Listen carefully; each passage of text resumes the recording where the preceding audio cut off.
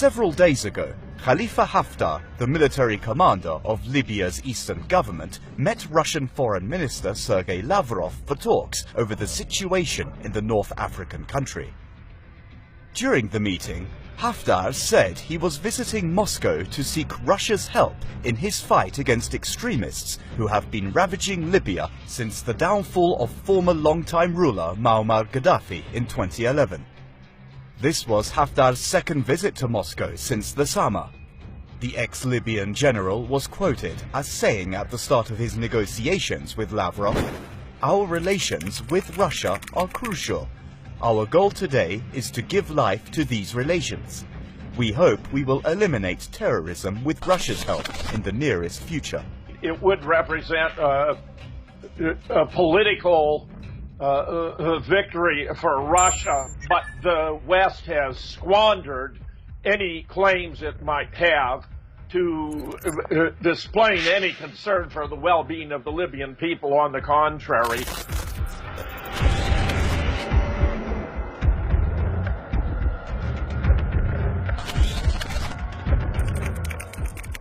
Libya splintered into rival political and armed groupings after the 2011 uprising that toppled Gaddafi.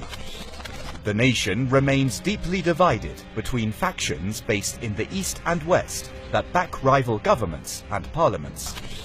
Daesh, the notorious terrorist group which has ravaged the Middle East for the past few years, has also gained a foothold by exploiting the chaos in Libya.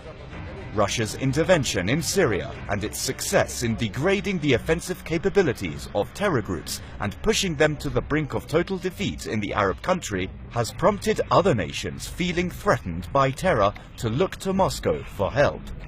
Well, it's very clear now that Vladimir Putin, having come to the assistance of the Assad government in Syria with considerable success, is willing to broaden Russia's sphere of influence in the Middle East by assisting in converting Libya from a state of chaos where terrorism thrives to regain a stable government that can promote the interests of the Libyan people.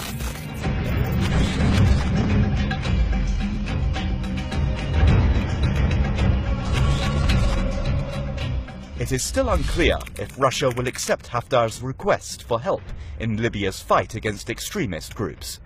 But what matters here is the mere fact that Haftar, a former CIA asset, is turning to Moscow in a move which is seen by many as a blow to the US.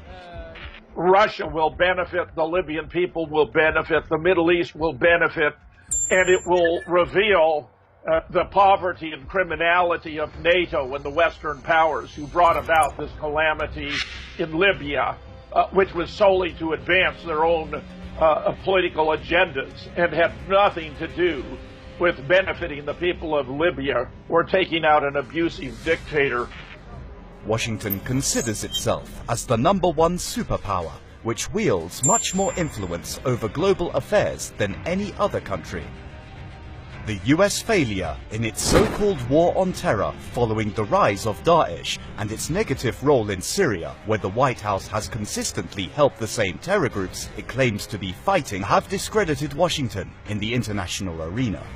Many believe that the US, along with its NATO allies, intervened in Libya to speed up the downfall of Gaddafi, to reap the benefits later as the North African country sits on vast reserves of oil. Russia's possible return to Libya would be another humiliating setback for the US, whose global hegemony has been on the decline in recent years due to its unnecessary interventions in the Middle East and elsewhere.